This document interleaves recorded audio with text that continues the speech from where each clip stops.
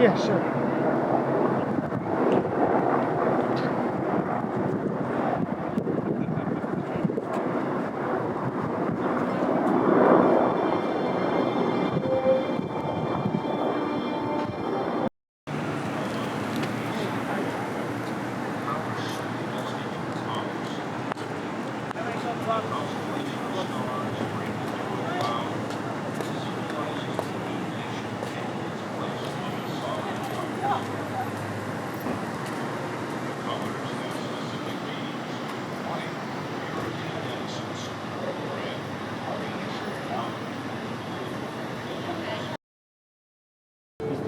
Forced by the pressure of all the water above the gates, the water drops 500 feet.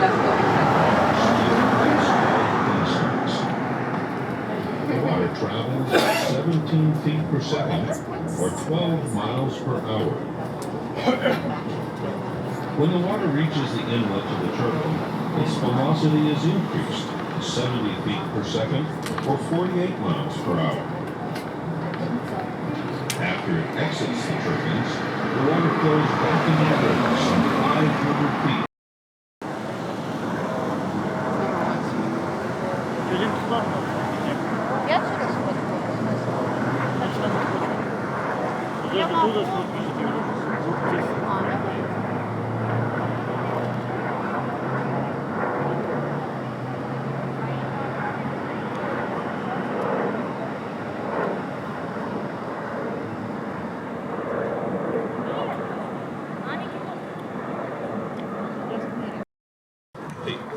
Large steel pipes called penstocks. The water travels at 17 feet per second, or 12 miles per hour. This is the dam tour, I think.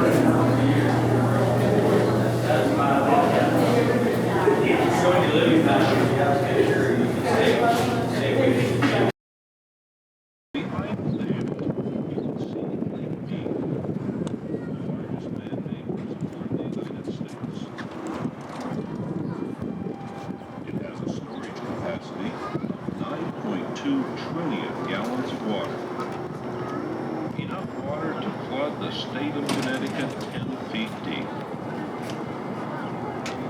The body of water in front of the dam is called the tail bay, or tail race. but in reality that's the Colorado River. This is where the water is drawn from hundreds of feet below the surface of the lake and spills through the turbines, flowing on downstream. If you follow the cables to the right, you will see the lifting mechanism of the crane that is supported by the cables.